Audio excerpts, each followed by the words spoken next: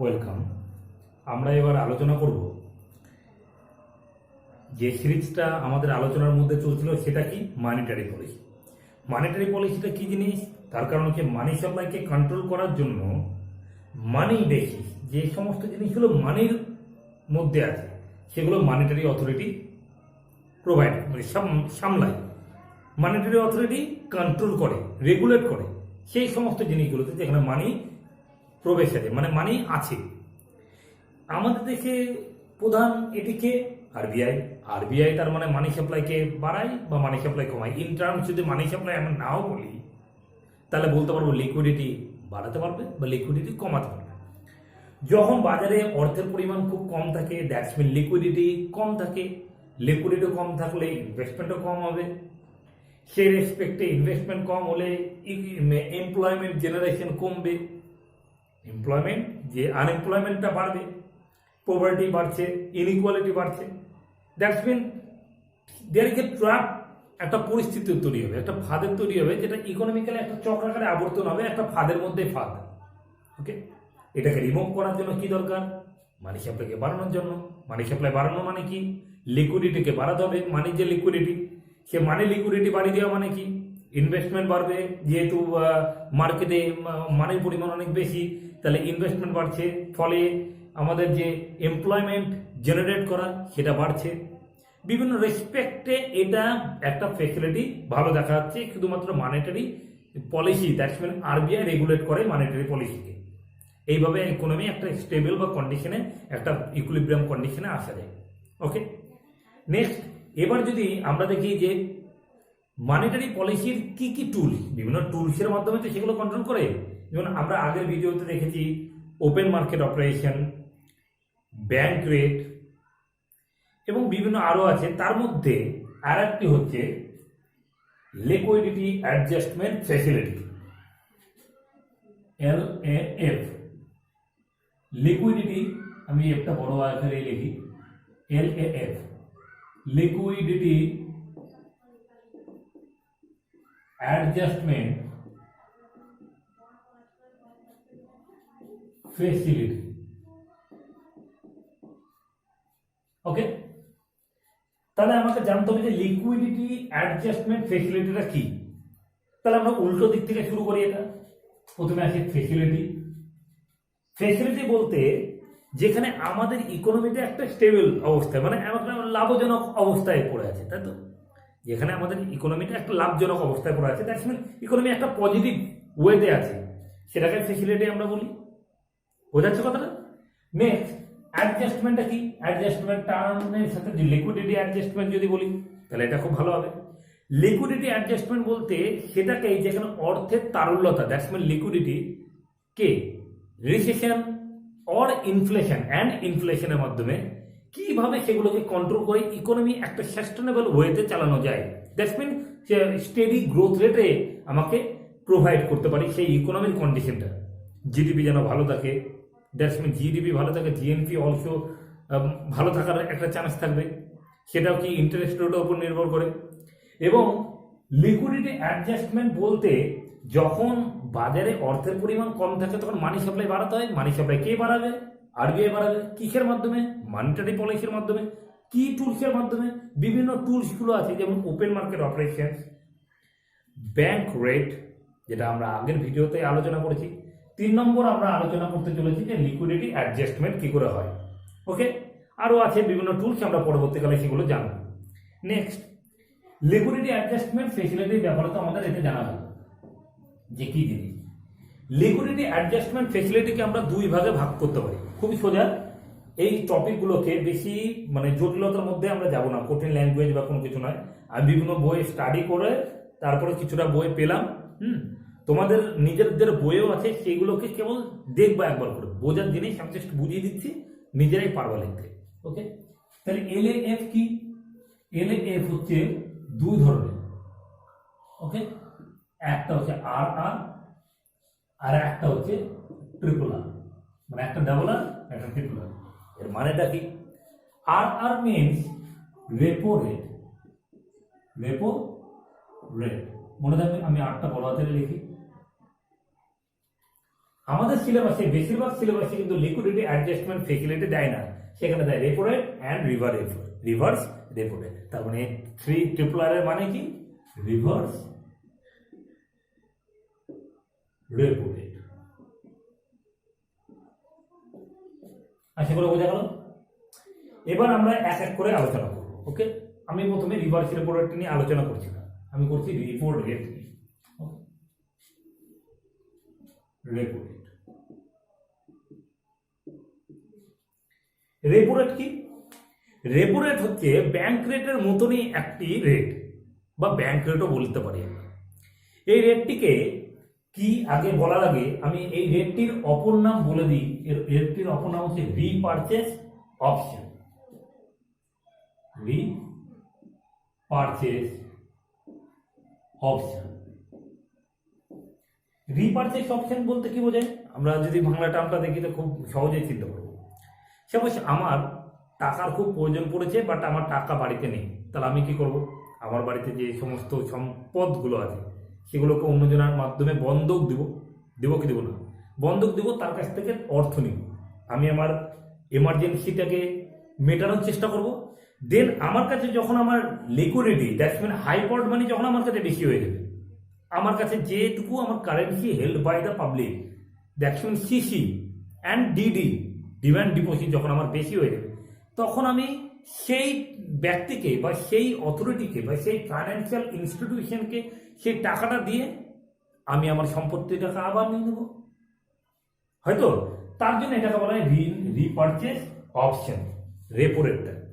যেমন রেপো রেটটা যদি আমরা এইভাবে দেখি যে এটা আছে আরবিআই, দ্যাটস মিন কি? এটা মনিটারি পলিসির মেন অটোনমাস বডি। ওকে, আরবিআই। সে আরবিআই কি রেট করে? ইন্টারেস্ট রেট না, কিন্তু আরবিআই কিন্তু করে ব্যাংক রেট। ওকে, এবং এখানে আমরা ধরলাম কমার্শিয়াল ব্যাংক, ব্যাংক ব্যাকেটে কমার্শিয়াল। ওকে, কমার্শিয়াল বানানটা ঠিক করো না, ERCIAL, commercial. Okay, commercial bank.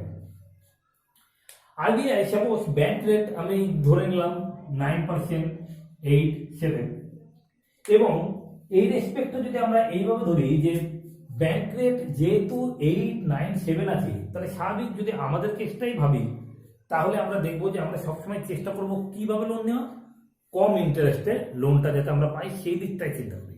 সেহেতু কমার্শিয়াল ব্যাংকও তো তাই চিন্তা করবে না, তার তো ক্রেডিট ক্রিয়েশনের ব্যাপার আছে। সের জন্য চেষ্টা করবে কি সব থেকে কম রেটে ব্যাংক রেটে লোন নেওয়া। সে কম ব্যাংক রেটে লোন নিতে গেলে সবসময় এখানে কম ব্যাংক রেট কোনটা আছে? 7%। তাহলে 7% সে লোন নিল, এবং তার কাছে যদি এটা ধরে নিই যে 1000 কোটি টাকা আছে, তার কাছে কি হলো 100 কোটি টাকা আরো যোগ হলো, তাহলে সেক্ষেত্রে কি করবে? 1100 কোটি টাকা। এইভাবে তার কি হবে? ব্যাংকের মানি সাপ্লাই বেরোবে। ওকে, তা রেপো রেট কনসেপ্টে এটা তো আমরা আগে থেকে জানি, ব্যাংক রেটের কনসেপ্ট। তার মানে আরবিআই কি করে এখানে? ব্যাংকগুলোকে কি করে? লোন প্রোভাইড করে। আর ব্যাংক এদের আরবিআই কি দেয়? সিকিউরিটিজ দেয়। সিকিউরিটিজ কি জিনিস? That's mean government securities. Securities is a just like called you a bond. আমরা সিকিউরিটিকে, গভর্নমেন্ট সিকিউরিটিকে আমরা বন্ডও বলতে পারি। ওকে, বোঝা গেল কথাটা? বন্ড কি জিনিস? বন্ড জানতে গেলে আমাকে দেখতে হবে যে যখন, এখানে আমি দাগটা একটু পরিষ্কার করে নিই, হ্যাঁ, আমি এই ব্যাপারটা নিয়ে আবার আসছি। ব্যাংক কি করে? সাপোজ SBI ব্যাংক, এটা কাস্টমার। SBI ব্যাংক একে, বা ধরি কাস্টমার SBI ব্যাংকে টাকা দিল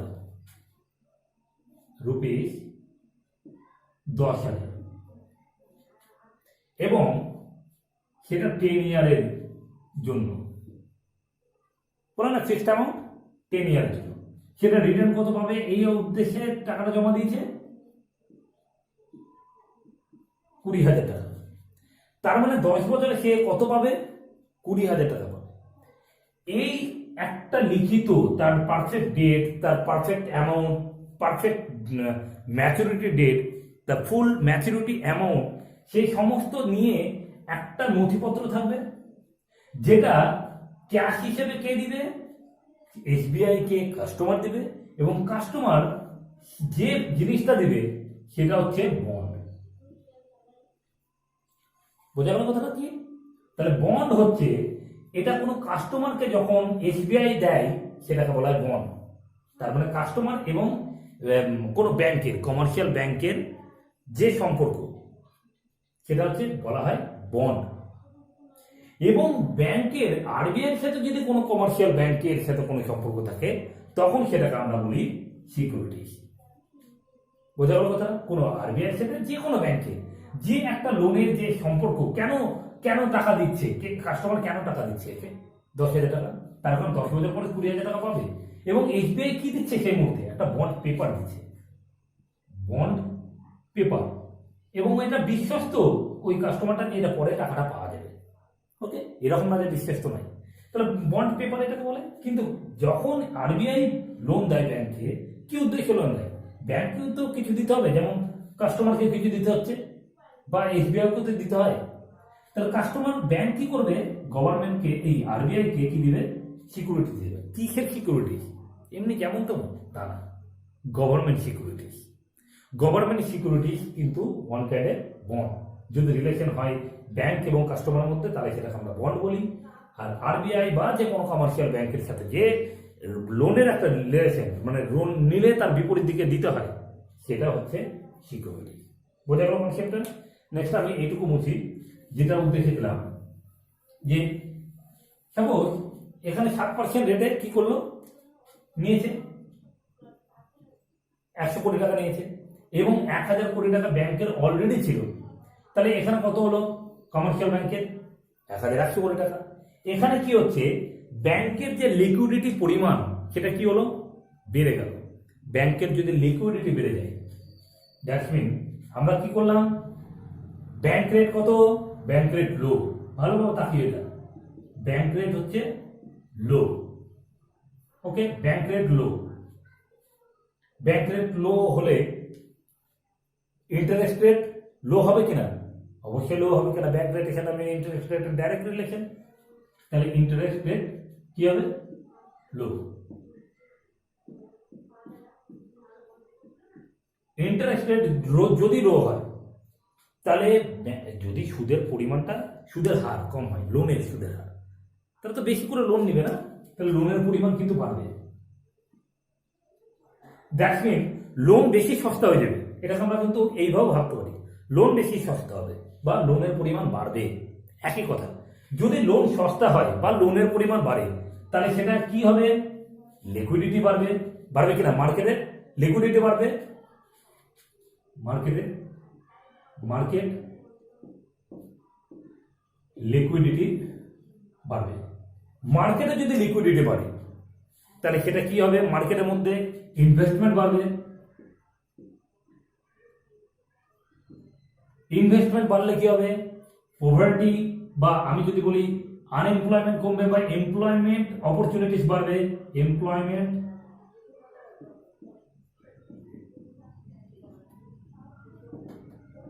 এমপ্লয়মেন্ট অপরচুনিটিস বাড়বে। ভালো করে লক্ষ্য করো, এমপ্লয়মেন্ট অপরচুনিটিস বাড়লে কি হবে? পভার্টি কমবে। পভার্টি কমলে ইনইকুয়ালিটি কমবে।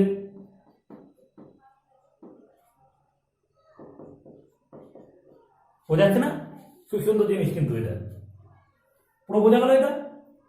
এবার আমরা এই ক্ষেত্রে দেখি, সাপোজ আমি এটা ক্লিয়ার করবো, এটা একবার দেখে নাও যে আমরা কি কি স্টেপ বাই স্টেপ আসছি।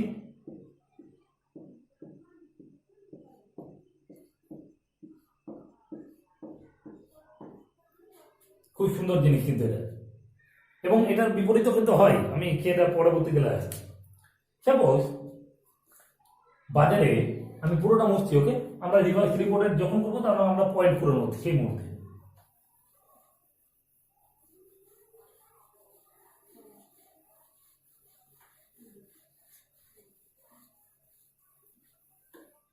ধরো সাপোজ বাজারে বা মার্কেটে রিসেশনের পরিমাণটা, রিসেশন এসছে বাজারের, মার্কেট কন্ডিশনটা, ইকোনমিতে রিসেশন আছে, ইকোনমিতে রিসেশন। রিসেশনে বাংলা অর্থ কি? খুবই সোজা, মন্দা। বাংলায় একে কি বলে? মন্দা বলে। হিন্দিতে বলে মন্দি।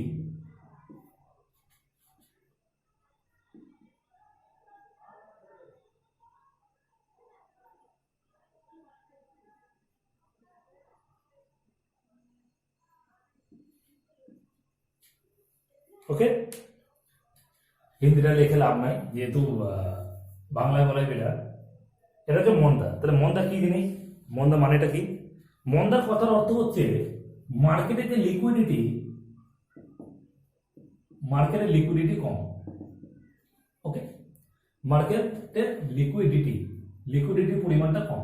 মার্কেটের যদি লিকুইডিটি কম হয় তাহলে ইনভেস্টমেন্টও কম হবে, ইনভেস্ট কম হবে। ইনভেস্টমেন্ট যদি কম হয় তাহলে আনএমপ্লয়মেন্ট বেশি হবে, আনএমপ্লয়মেন্ট বেশি হবে। আনএমপ্লয়মেন্ট বেশি হলে পভার্টি বেশি হবে, ইনইকুয়ালিটি বেশি হবে। হবে কি হবে না? ফলে ইকোনমি একটা ডাউনওয়ার্ডে চলে যাবে রিসেশনের টাইমে। তার মানে এটা আমরা বলতে পারি যে রিসেশন ইকোনমিক গ্রোথের ক্ষেত্রে বা ইকোনমি একটা দেশের ক্ষেত্রে রিসেশন হচ্ছে একটা রোগ, বলা যেতে পারে না রোগ, যেটাকে ডিজিজ বলা হয়। ওকে, তাহলে এক্ষেত্রে আমরা দেখলাম ইকোনমিতে রিসেশনের ক্ষেত্রে। এবং যদি এরকম ধরা হয় যে প্রচুর পরিমাণে মানে বাজারে অর্থনীতিতে ইনফ্লেশন হয়ে গেছে, ইনফ্লেশন হলে কি করবে? ইনফ্লেশন হলে স্বাভাবিক মানি সাপ্লাইকে কমানোর চেষ্টা করবে। মানি সাপ্লাই কমবে কি করে? ওই যে রেটটা আমরা বলেছিলাম 9%, 8%, 7%, তখন আরবিআই 9% ছাড়া দিবে না। যদি লোন, যদি 9% দিয়ে লোন যদি মানে 9% করে দেয় 7%-এর জায়গায়, তাহলে লোনের মানে সুদ যে ব্যাংক রেট সেটার পরিমাণ বেড়ে যাওয়ায় কমার্শিয়াল ব্যাংকগুলো কিন্তু লোন নেবে না। লোন যদি না নেয় তাহলে ইন্টারেস্ট রেট কি হবে? ইন্টারেস্ট রেট কিন্তু ন্যাচারালি লোন নেওয়ার ইন্টারেস্ট রেটের পরিমাণটা বেড়ে যাবে, তার সঙ্গে লোনের নেওয়ার প্রবণতা কমে যাবে। ভালোভাবে বোঝার চেষ্টা করুন। লোন নেওয়ার ইন্টারেস্ট সেটা কি বেড়ে যাচ্ছে, এবং লোনের পরিমাণটা কি? তাহলে লোন নিবে কজন? বেশি ইন্টারেস্ট দিয়ে কেউ লোন নিতে চাইবে না, তাহলে লোনের পরিমাণ কম হচ্ছে। লোনের পরিমাণ যদি কম হয় তাহলে লিকুইডিটি বাজারে, মার্কেট লিকুইডিটি কম হচ্ছে। মার্কেটের লিকুইডিটি কম হলে ইনভেস্টমেন্ট কম হবে, ইনভেস্টমেন্ট কম হলে আনএমপ্লয়মেন্ট বেশি ক্রিয়েট হবে। দ্যাটস মিন এমপ্লয়মেন্ট অপরচুনিটিস কমে যাবে। এমপ্লয়মেন্ট অপরচুনিটিস কমলে পভার্টি কমবে। Poverty creates already inequality, inequality পরিমাণটা কিন্তু বাড়বে। পভার্টি বাড়বে, ইনইকুয়ালিটি বাড়বে। ওকে, নেক্সট, এটা ছিল ইনফ্লেশনের দিক থেকে। তবে ইনফ্লেশনের দিক থেকে তবেই এটা কিন্তু মানিকে কন্ট্রোল করা যায়। ওকে, ইনফ্লেশন এবং রিসেশনের দিক থেকে দেখলাম আমরা। এবার একটা জিনিস আমরা বলতে পারি যে এরকম ভাবে বিভিন্ন ইকোনমিক্সে কোশ্চেনে দেওয়া থাকে যে মানিটারি পলিসির মাধ্যমে কি আনএমপ্লয়মেন্ট মানে গরিবি কমানো যায়? অ্যাবসলিউটলি কমানো যায়। যদি কিভাবে? যদি ব্যাংক রেটকে, দ্যাটস মিন রেপো রেটকে যদি কম করা হয়। রেপো রেট কম করলে অটোমেটিকলি আনএমপ্লয়মেন্ট কমতে থাকবে বা পভার্টি কমতে থাকবে। এবং এটাও কি বলা হয় যে ইনইকুয়ালিটি অর ইনভেস্টমেন্ট কি করে মানে মানিটারি পলিসি কোন মারফতে বাড়ানো কমানো যেতে পারে? এটা রেপো রেটই বলা যাবে বা bank rate. Reverse repo rate এবার আমরা আসছি। তাহলে আমাদের একটা দুটো টপিক ছিল, একটা হচ্ছে রেপো রেট আর একটা হচ্ছে reverse repo rate. Reverse repo rate. তাহলে রেপো রেট কি আর রিভার্স রেপো রেট কি আগে সেটা দেখি, তারপরে আমরা আসছি। আগে দেখছি রেপো রেটটা কি, রেপো রেটটা পেলাম এবং রিভার্স রেপো রেটের মধ্যে একটা বিপরীত সম্পর্ক আছে, এটা আগে মাথায় ঢুকে নাও যে রিভার্স রেপো রেট এবং রেপো রেটের মধ্যে একটা বিপরীত সম্পর্ক আছে। যদি এর রেট কমে বা কমতে থাকে তাহলে এর রেট বাড়াতে হবে। ওকে, বোঝা গেল কথাটা? এবং এর রেট যদি বাড়ে তাহলে এর রেট অবশ্যই কমবে, যেহেতু বিপরীত আছে। এবার আমরা দেখছি যে রিভার্স রেপো রেটটা কি জিনিস। রিভার্স রেপো রেট ঠিক তার উল্টো প্রসেস। রিভার্স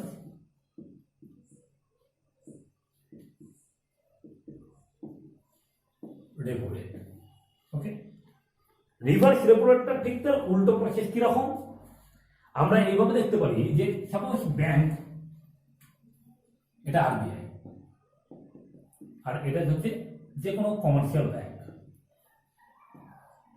কি করবে এবার? লোন এ নিবে না, লোন দিবে আরবিআই কে। ওকে, এবং তার পরিবর্তে কি করবে? তার পরিবর্তে ব্যাংকগুলোকে সিকিউরিটিজ দিবে। কিসের সিকিউরিটি? গভর্নমেন্ট সিকিউরিটিজ দিবে। বোঝা যাচ্ছে কথাটা? গভর্নমেন্ট সিকিউরিটিজ দিবে। কে দিবে? আরবিআই দিবে। লোন কে দিবে?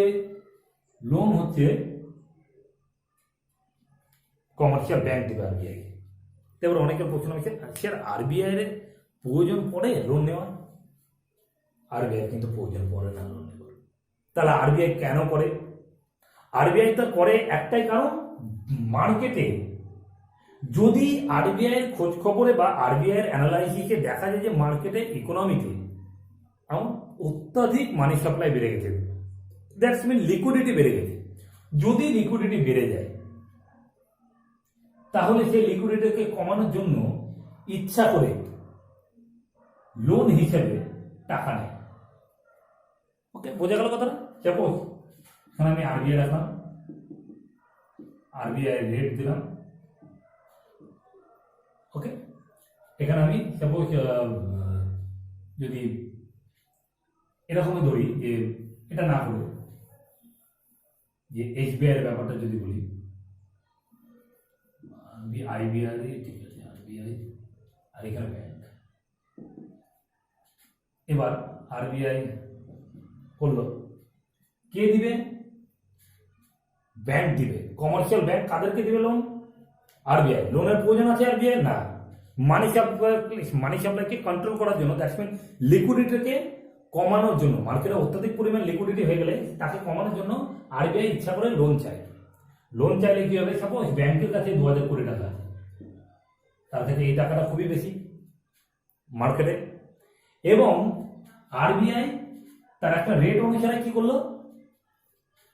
লোন নিল কিছু সিকিউরিটির পরিবর্তে। লোন নেওয়া মানে কি? ব্যাংকের কাছ থেকে সেটা সাপোজ কমে গেল, আমি ধরলাম 400 কোটি টাকা লোন নিল। কে নিল লোন হিসেবে? আরবিআই নিল। তাহলে এর পরিমাণ কত হলো? 1600 কোটি। তাহলে 1600 কোটি টাকা 2000 কোটির তুলনায় কমে গেছে, যার ফলে মানি সাপ্লাই এবার কি হলো? কমলো। মানি সাপ্লাই কমলে লিকুইডিটি কমবে, লিকুইডিটি কমলে লোনের পরিমাণটা কি হবে? কমবে। লোনের পরিমাণ কমলে ইনভেস্টমেন্ট কমবে, ফলে অটোমেটিকলি যে ইনফ্লেশন রেটটা ছিল সেটা কিন্তু আবার কন্ট্রোলে এসে ইকোনমি একটা স্টেবল হিসেবে আসবে। কথা বোঝা যাচ্ছে কি বলতে চাইছি? এটা ছিল মানে ঠিক তার উল্টো কেসটা, মানে রেপো রেটের ঠিক তার উল্টো কেসটা হচ্ছে রিভার্স রেপো রেট। বোঝা যাচ্ছে কথাটা? নেক্সট আমরা যদি এইভাবে দেখি এবার, যে এই যে রেটটা দেখলাম, রেপো রেটের জায়গায় রেপো রেট করার টাইমে রেটটা কে ফিক্স করে? আরবিআই। তাহলে ব্যাংক যখন রিভার্স রেপো রেট হচ্ছে তাহলে কে করবে ফিক্সড? ব্যাংক করবে তো, ব্যাংক করবে তো। তাহলে ব্যাংক কি করবে? ব্যাংক কি করবে? ন্যাচারালি বেশি ইন্টারেস্ট রেট চাইবে আরবিআই কাছ থেকে, বেশি সুদ চাইবে। ব্যাংক যেহেতু লোন দিচ্ছে তাহলে বেশি সুদ চাইবে। বোঝাচ্ছে কথাটা? বেশি সুদ চাওয়া মানে কি? তাই কিনতে পারবে, আরবিআই কিনবে সেই হিসেবে, ফলে মানি সাপ্লাইটা তাকে কম কন্ট্রোল করা যাবে। এই নিয়ে একটা ঝামেলার সৃষ্টি হয় অনেক বছর আগের ঘটনা, যখন ব্যাংকের সুদের পরিমাণটা কমে যায়, মানে সুদের পরিমাণ বলতে ব্যাংক যারা ঠিক করে যে সুদের পরিমাণ এইভাবে নিব আমি আরবিআইয়ের কাছ থেকে, এবং আরবিআই তো সেটা আগে থেকে নিজেই ফিক্সড করে নেয় এক লিডার হিসেবে, দিয়ে শেয়ারকে ফলোয়ার, এবং ফলোয়ার হিসেবে যদি ও নিজেকে সুযোগ পায় একবার লিডার হয়, তো সে তো চাইবেই যে বেশি সুদ দিয়ে যেন লোনটা ও দিতে পারে, লোনটা যেন দিতে পারে বেশি সুদে, তাহলে ওর বেশি ইনকাম হবে, মানে ইনকাম বলতে কি ওর লিকুইডিটি পরিমাণ বাড়বে। কিন্তু এখানে কিছু ঝামেলা একটু তৈরি হওয়ার জন্য এই রিভার্স রেট এবং রিভার্স রেপো রেটের মধ্যে একটা লিঙ্ক করে দেয়। কি লিঙ্ক? সেটা কে করে? গভর্নমেন্ট করে এই ঝামেলাটাকে মেটানোর জন্য। কি করে? 0.25 থাকে এদের মধ্যে গ্যাপ। যদি রেপো রেট থাকে যে পার্সেন্টেজে ব্যাংক লিবে প্রথমে, দ্যাটস মিন এটা যদি ব্যাংকের আরবিআই রেপো রেট ধরি, তাহলে ব্যাংকের রিভার্স রেপো রেটটা কি হবে? এখানে 8.75, 7.75,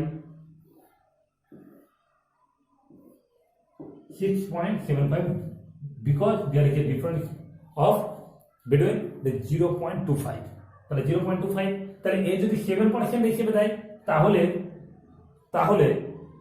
কি হবে? তাকে ইন্টারেস্ট রেটে হিসেবে দিতে হবে, বোঝাচ্ছে কথাটা? রিভার্স রেপো রেটে এই হিসেবে থাকবে, তাহলে এটা গভর্নমেন্টের একটা নির্দেশে বলি তার মধ্যে থাকতে হবে। কখনো কখনো এটা দেখা যায় যে এই পার্সেন্টেজটা এক সময় 1 হয়ে গেছিল, 1.0, তাহলে দেয়ার যে মাছ, মানে বিভিন্ন ক্ষেত্রে প্রবলেমটা সৃষ্টি হয় ব্যাংকের এবং আরবিআই এর মধ্যে, এবং এইটার জন্য এই রেটটাকে সবসময় কম করে রাখা হয় যাতে ঝামেলার মধ্যে না পড়া হয়। বোঝাচ্ছে কথাটা কি বলতে চাইছি? কিন্তু যখন আবার দেখবে ব্যাংক, মানে আরবিআই যখন আবার দেখবে যে ব্যাংক আমাদের মার্কেটে আমাদের লিকুইডিটি পরিমাণটা কমে গেছে, মানির লিকুইডিটি, তখন কি করবে? সেই সিকিউরিটিসগুলোকে যারা কিনেছে ব্যাংককে দিয়েছিল এবং তার পরিবর্তে লোন নিয়েছিল, সেই সিকিউরিটিসগুলো রিটার্ন আবার কে কিনবে? গভর্নমেন্ট কিনবে, বাট দ্যাটস মিন আরবিআই কিনবে, এবং তার পরিবর্তে মানি প্রোভাইড করবে, দ্যাটস মিন লোন হিসেবে। ফলে এটা একটা চক্রাকার আবর্তনের মধ্যেই যায়। কিন্তু এটা মনে রাখতে হবে যে রিভার্স রেপো রেট সবসময় একটা ডিফারেন্স থাকে এবং ঠিক তার বিপরীত দিকে হয়, বিপরীত একদম। প্রত্যেকটা ব্যাংকই চাই তার যেন ইন্টারেস্ট রেটে হাই করে দেওয়া হয়। ওকে, এবার ইন্টারেস্ট রেট যদি হাই করে তাহলে লোন নিতে আসবে লোকে? লোন নিতে আসবে না, বোঝাচ্ছে কথাটা? লোন নিতে যদি না আসে তাহলে ইনভেস্টমেন্ট কম হবে, ইনভেস্টমেন্ট কম হলে অটোমেটিকলি ওপেন মার্কেটে লিকুইডিটি পরিমাণ কমে যাবে, ফলে যে ইনফ্লেশন টার্মটা সেটা হচ্ছে কমে যাবে। ওকে, ফলে এটাও কিন্তু আরবিআই করছে, কিন্তু দেখাচ্ছে ও লোন নেওয়ার হিসেবে, কিন্তু লোন তো প্রয়োজন পড়ে না আরবিআই, কিন্তু লোন হিসেবে নিচ্ছে। তার কারণ লোন হিসেবে নিলে গভর্নমেন্ট সিকিউরিটিসকে বন্ধক দিতে হয়, বলেছে না বন্ধক দেওয়া, সেই একই কনসেপ্ট। এই ছিল রিভার্স রেপো রেট এবং রেপো রেটের মধ্যে কিছু আলোচনা। আমি মনে করি এটা যথেষ্ট সাফিসিয়েন্ট আলোচনা, এবং তোমরা এটা বই থেকে কিছুটা পারলে কিছুটা পড়ে নিও, তোমাদের সুবিধা হবে। Thank you.